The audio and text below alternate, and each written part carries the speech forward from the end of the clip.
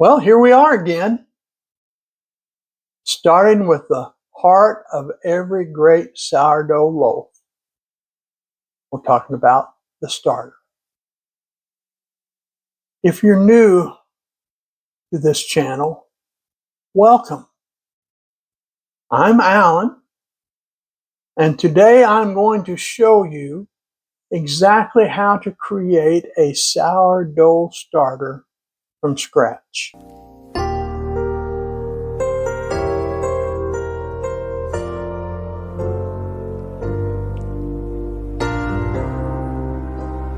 We'll go step by step through the entire process, making it simple and easy to follow. And if you've been following my sourdough adventures for a while, don't skip this one. Sometimes it's helpful to go back to the basics. You might pick up a new tip. You might discover a better technique. You might find something that helps improve your everyday baking. So, grab your flour, grab your water, and let's build a healthy, active sourdough starter together from the very beginning. First of all, I want to make sure you understand that there are differences in yeasts. What's the difference between sourdough starter and commercial yeast? But before we start, let's answer an important question. That question is, what exactly is a sourdough starter? Well, simply put, a sourdough starter is a natural yeast culture. In fact, it's the oldest form of yeast used for bread making. You see, long before commercial yeast was sold in packets at grocery stores, bakers were using sourdough starters to make bread. Most of us are familiar with commercial yeast, the dry or the fresh yeast you can buy at the supermarket. There's nothing wrong with commercial yeast. It works well and has helped millions of people bake bread at home. The biggest difference between the two is speed. Commercial yeast is designed to work fast, sometimes very, very fast. It helps dough rise quickly, which allows bread to be baked and sold faster. That's one reason commercial yeast became so popular in bakeries around the world. Sourdough starter, on the other hand, is naturally slow. It can take 4 to 6 times longer than commercial yeast to ferment dough. That may sound like a disadvantage, but it's actually one of its greatest strengths. The longer fermentation gives the dough more time to develop flavor. As the dough slowly rises, complex flavors begin to form that simply can't be rushed. That's why many people describe sourdough bread as having a richer, deeper taste than bread made with commercial yeast. When bread is fermented very quickly, it often lacks some of that flavor development. Again, there's nothing wrong with commercial yeast, but speed can sometimes come at the expense of taste. Another difference is right in the name, sourdough. During the long fermentation process, natural acids develop in the dough. These acids give sourdough its distinctive tangy flavor and aroma. So when you compare the two, it really comes down to this. Commercial yeast is fast and it's convenient. Sourdough starter is slower, but it rewards patience with incredible flavor, aroma, and character. That's exactly why so many bakers, including me, love working with sourdough. Now we're going to answer why this sourdough starter method is so simple. The best part about making a sourdough starter is that it's really, really simple. You only need 4 things. Number 1 is flour. Number 2 is water. Number 3 is a jar. Number 4 is a spoon or spatula. That's it. You may have seen other recipes online or in books that use exact measurements like equal parts flour and water, such as 100 grams of flour to 100 grams of water, or 1 cup of flour to 1 cup of water. That method does work, but today I want to show you my approach to making a starter by eye. Yes, I said by eye. I learned this method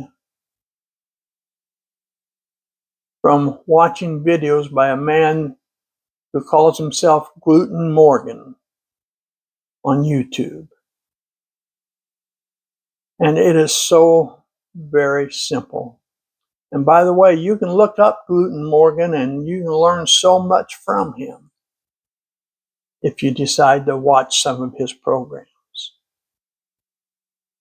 Now listen, with this method, there's no scale, there's no measuring cups, and there's no complicated math. The goal is texture, not numbers. What matters most is the texture of the mixture. We're aiming for something creamy and smooth, almost like a thick mousse or a very thick pancake batter. You don't want it too dry, and you do not want it too runny. Just thick enough to hold a little structure while still being easy to stir. Also, different flours absorb water differently. Some flours drink up a lot of water and they become stiff quickly. Others absorb less and turn into a loose, watery batter. That's why strict measurements don't always give the same result. Why does a thicker starter help beginners? It's pretty simple. A wetter starter ferments faster. That sounds good, but if you're just starting out, the rapid activity can make it harder to understand what's happening. The starter may rise and fall very quickly. It may overflow, or it may become messy before you know how to manage it. A slightly thicker starter ferments more slowly. That slower pace gives you time to observe the bubbles, the rise, and the smell changes as the culture develops. It's easy to learn, and it's easier to control. So I'm going to give you the simple rule for doing this. Here it is.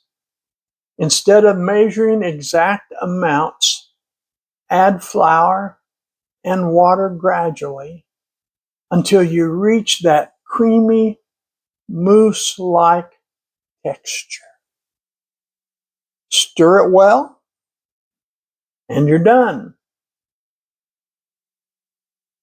That's the method we'll use throughout this video.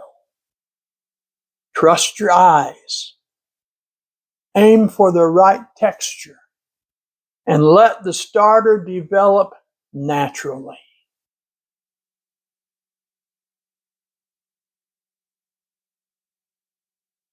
Now it's day one, and we're going to be starting our sourdough starter. Let's get started.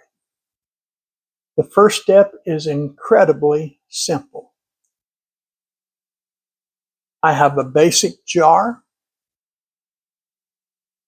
that I picked up at Dollar Tree. You see, you do not need anything fancy. A glass jar works great, but you can also use a plastic jar or even a metal container if that's what you have.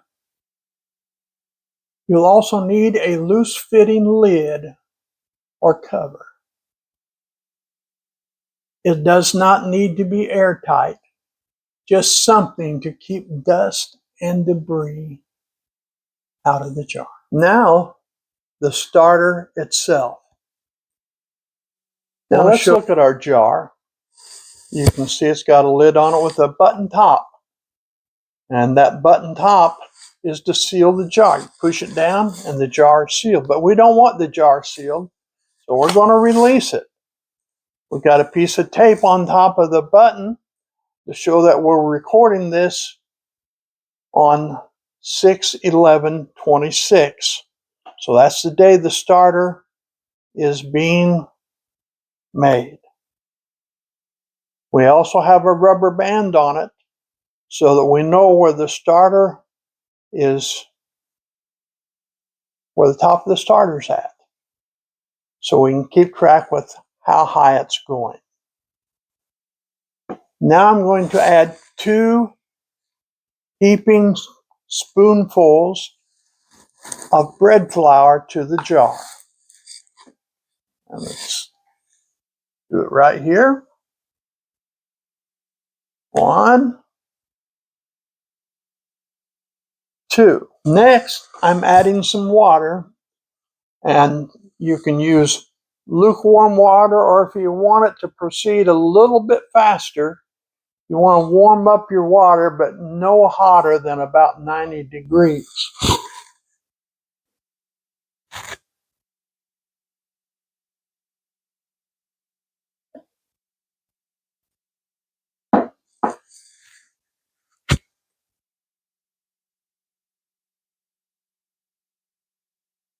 A little more water.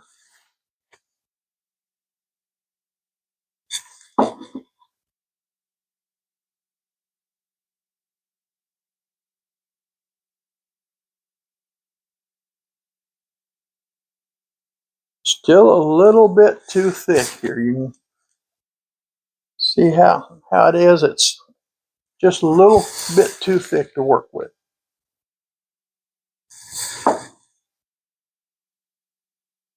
Again, we're doing this by sight. And I believe that this is working out just about right now.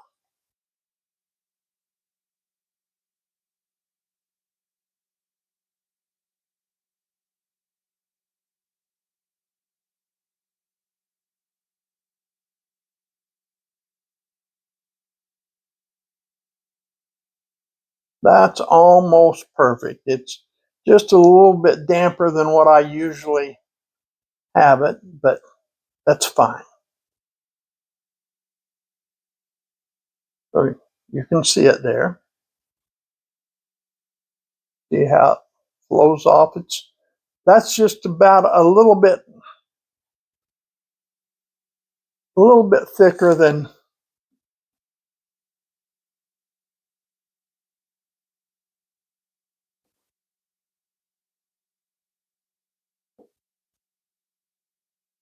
I think I'll just add a little bit more flour to it now, because I want it a little bit thicker than that.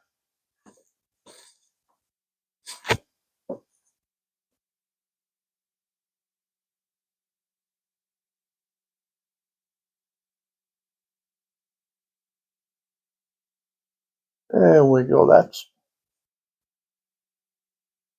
See how it hangs onto the spatula, then slowly drips off. That's just about perfect. Do want to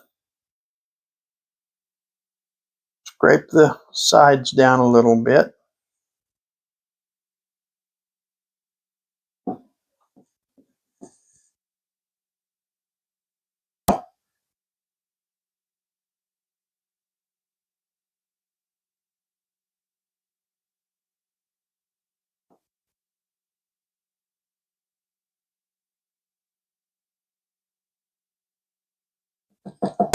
Next, we need to move our rubber band down to where the new starter is. Now remember, this is just flour and water.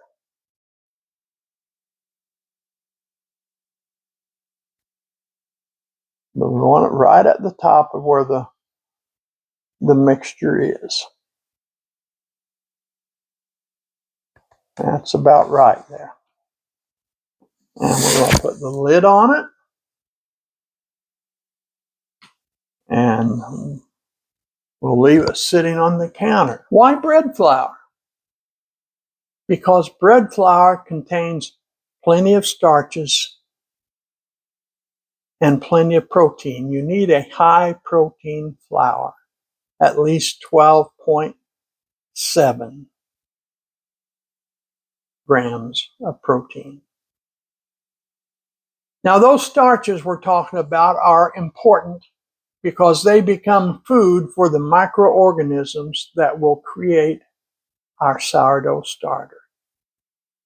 The two main groups of microorganisms are wild yeast and beneficial bacteria, often called lactobacilli. As soon as we add water, these microorganisms wake up and they begin feeding on the starches in the flour. That's why flour choice matters. Wheat flour works very well. Spelt flour works well.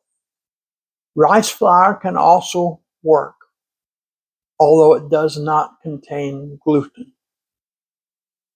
Today we're making a traditional sourdough starter with gluten. So bread flour is my personal choice. One flour that won't work by itself is almond flour. Almond flour contains very little starch, so it doesn't provide the food these microorganisms need to grow and thrive. You can use all-purpose flour in the starter, but you really do not want to use it in your bread when you start baking your bread. But again, I personally use bread flour even in my starter.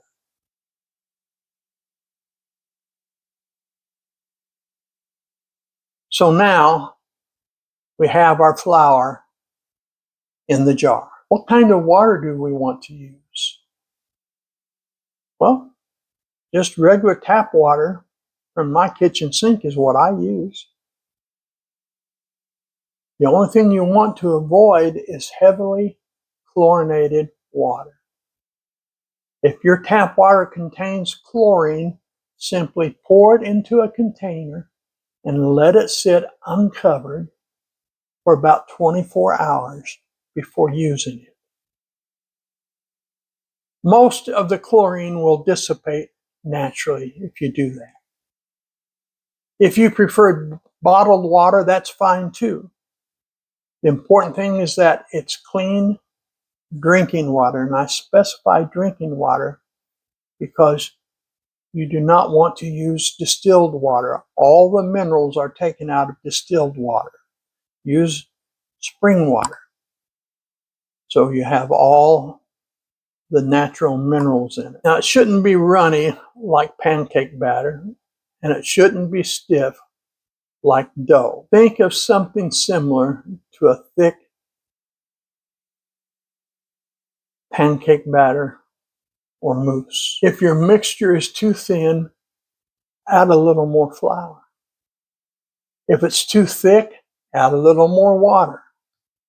That's why I like making a starter by eye. There's no need to weigh or measure everything perfectly. Just focus on achieving the right texture. And remember, we don't need a huge amount of starter right now. This small mixture is all we need to begin. At this point, the life of our sourdough starter is beginning. The wild yeast and beneficial bacteria are already present in the flour. They've been dormant, they've been waiting for moisture and food. Once we add water, they wake up and they begin feeding on the starches. The fermentation process starts slowly, but it has begun. Now, developing a sourdough starter takes time. Most starters take at least 5 days to become active. Some may take 7 or even 10 or more days, depending on the conditions. Now, there are 2 keys to success. First key is regular feeding. Each day we'll feed the starter with fresh flour and water. The same flour you plan to use for baking bread is perfectly fine. Second is the temperature. Temperature plays a huge role in how quickly your starter develops. The ideal temperature is around 77 degrees Fahrenheit, or if you like Celsius, you want your temperature to be about 25 degrees Celsius where you're growing your starter. If your kitchen is much colder than that, the process will slow down considerably. The microorganisms will still work, but they'll do so much more slowly. On the other hand, if it is extremely hot, fermentation can move too quickly and create other problems. So, try to keep your starter in a comfortable spot where the temperature stays close to 77 degrees Fahrenheit. For many people, a kitchen counter works perfectly. Now, our work for today is finished. We've mixed our flour and water. We've created the right texture, and we've started the fermentation process. All we need now is patience. Leave the jar on the counter for the next 24 hours, and tomorrow we'll come back to see what's happening inside our brand new sourdough starter. I'll see you on day 2. Continue watching. All right, it's been 24 hours since we mixed our starter together. What do you say we take a look at it? I've got it right here beside me. Here it is. It hasn't done much of anything. It does have a few bubbles in it, which you probably can't see on the camera. It doesn't smell a whole lot different than what it did. Flour and water smells like flour and water. So nothing exciting as far as signs of what's happening. Still looks very much like flour and water mixed together. The smell pretty much the same, just fresh flour and water. But don't worry.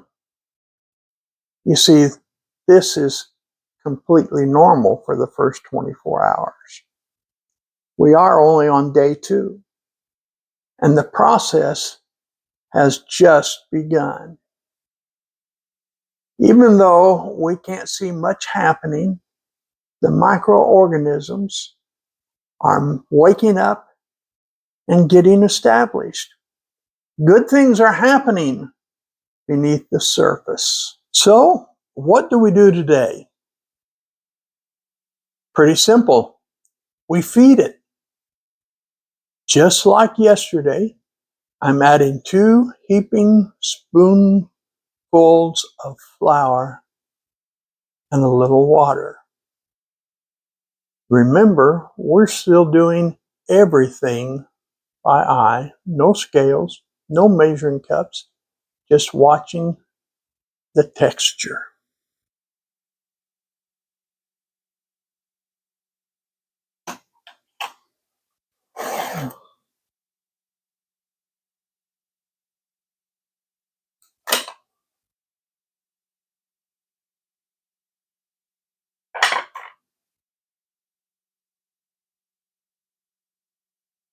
One, 2. Let's add a little bit of water.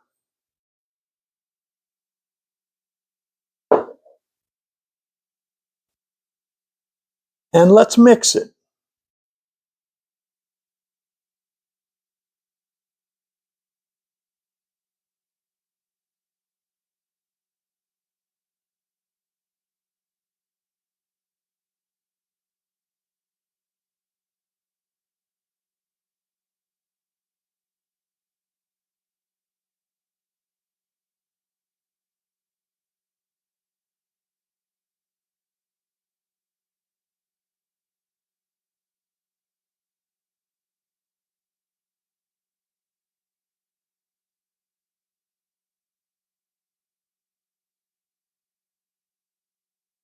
Just trying to make sure I get all the flour mixed up. We don't want any dry flour sitting in there.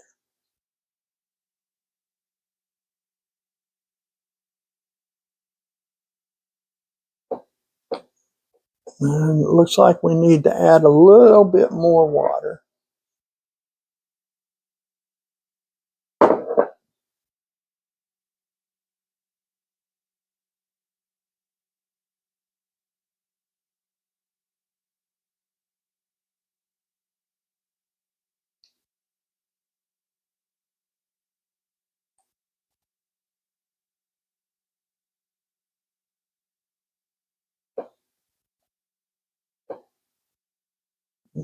See if I can let you see a little bit of what I'm doing here.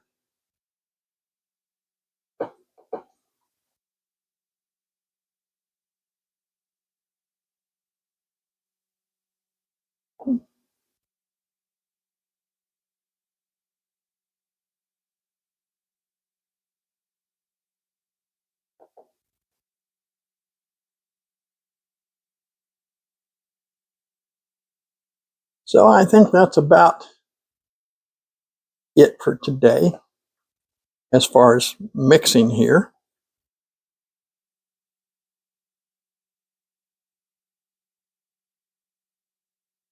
See if I can scrape it down a little bit where I messed up the jar.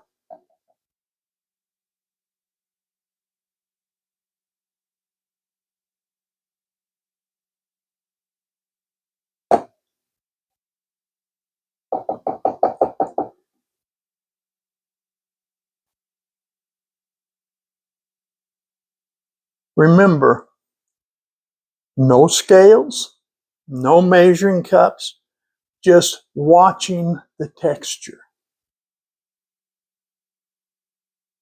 As always, we're looking for that thick, creamy consistency, not too wet, not too dry.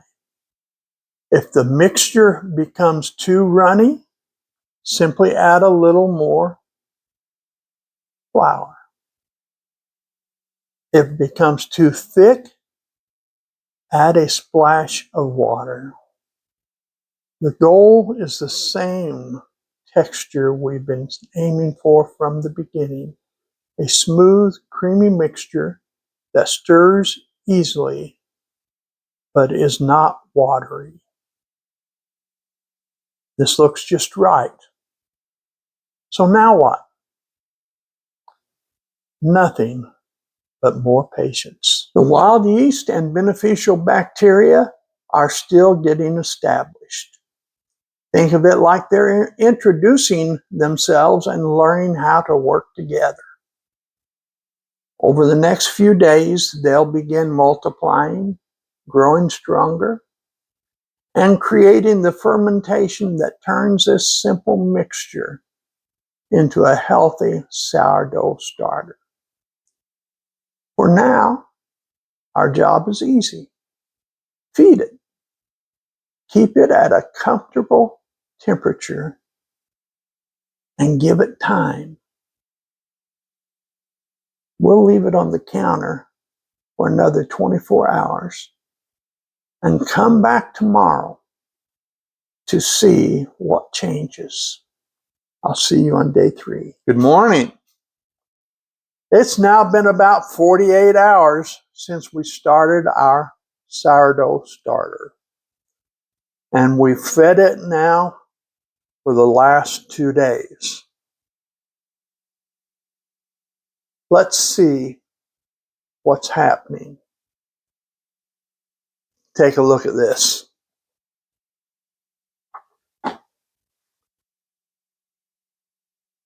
We're starting to see a few bubbles along the sides, which I doubt the camera picks up, and near the bottom of the jar. That's exciting. It may not look like the smell has changed a little bit too. It no longer smells like plain flour and water. That's another good sign. What is happening? Well, the wild yeast and beneficial bacteria are beginning to wake up and get to work. As they feed on the starches in the flour, they produce gases, and those gases create the bubbles we're starting to see. So is our starter ready to bake bread now? Not yet. We're definitely moving in the right direction, but the starter still needs more time to grow stronger and develop a healthy population of yeast and bacteria. For now, we'll continue doing exactly what we've been doing with a minor change. We are working with a small amount of starter, but I do need to discard some of this starter at this time. You may not need to though, because everyone's environment is a little bit different. Our starter here is pretty high, so we need to get rid of some of it.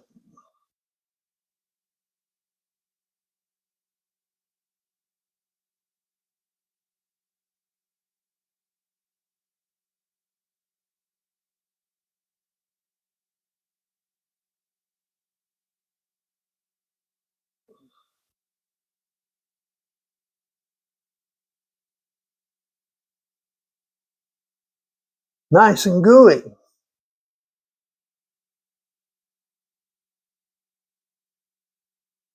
And we won't scrape it down until we mix everything. Now I'm going to add another 2 heaping spoonfuls of flour.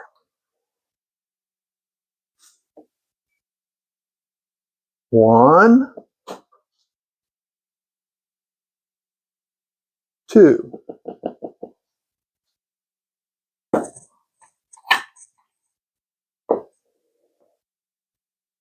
And of course we need to add a little bit of water.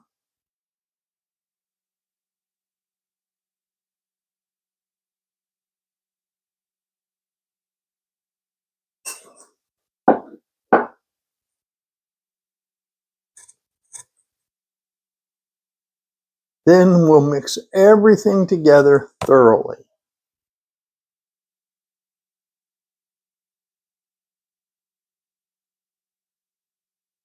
Remember, we're doing this by eye, and it's entirely too dry yet. I haven't added enough water. Just a little bit. So we don't want to overwater it. And I did get a little bit too much water in it, so I do need to add a little bit more flour.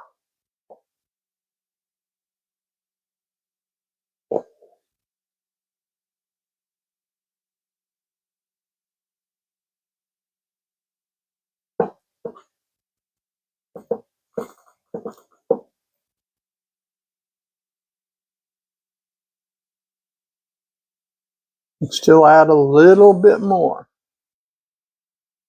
So as you see, we need to be very careful adding our ingredients, or we need to go back and forth for a while, just like I'm doing.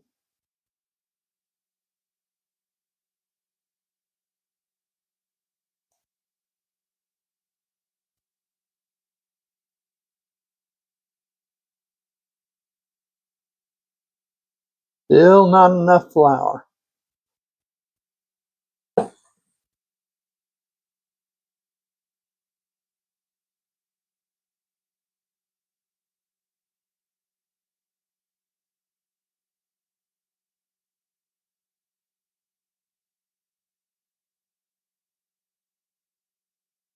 Looks like we may have it this time.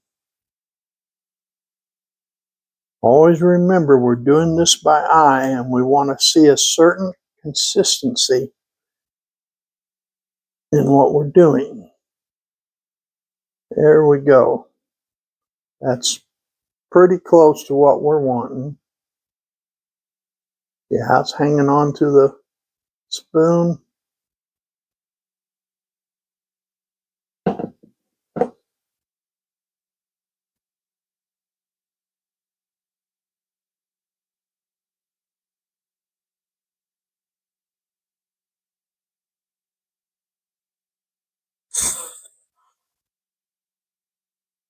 Remember, we're looking for that thick, creamy texture That's the goal every time we feed the starter. Remember, texture is more important than exact measurements. If the mixture looks too runny, add a little more flour. If it seems too dry or stiff, add a little more water. And don't forget about temperature. Keeping your starter close to 77 degrees Fahrenheit, or the equivalent is 25 degrees Celsius, will help it develop at a steady pace. Now, once again, take a look at the texture. So nice, thick and creamy.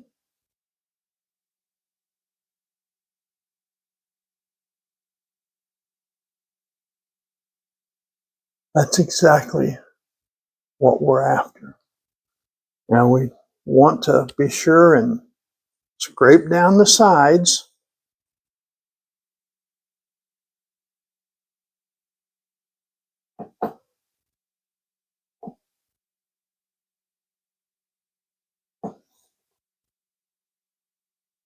And that's very important, because if it stays on the sides, there's always a chance of something going wrong and developing more than just our yeast. So we want to make sure we get that scraped down real good. A little bit more.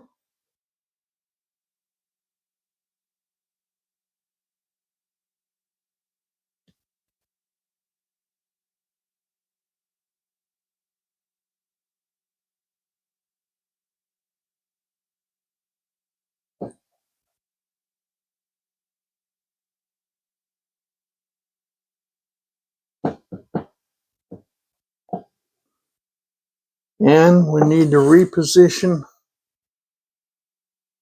our rubber band so we know where it starts at.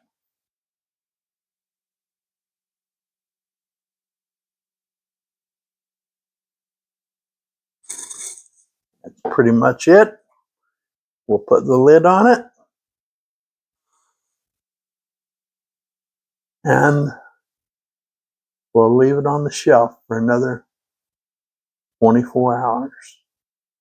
Or I should say countertop, for another 24 hours. So, day 3 is complete. We've seen our first signs of activity. We've fed the starter again, and now it's time for a little more patience. Let's leave it for another 24 hours and see what tomorrow brings. Well, that's all for today. We've made great progress on our sourdough starter, and it's already beginning to show signs of life. Remember, making a great sourdough starter takes patience, consistency, and a little bit of time. Keep feeding it, keep watching it, and before long, you'll have a healthy starter ready to bake amazing bread. I'll see you on day 4, where we'll continue building an effective sourdough starter together. We'll pick up with day 4 on next Saturday's broadcast at 4 p.m. Central Time. Until then, don't forget to subscribe to this channel. Click the notification bell so you won't miss the next episode. Give this video a thumbs up and leave a comment down below. I'd love to hear how your starter is doing and answer any questions you may have. Thank you so much for watching Alan's Sourdough Adventures. Until next time, happy baking. God bless, and I'll see you next Saturday at 4 p.m. Central Time. Bye-bye.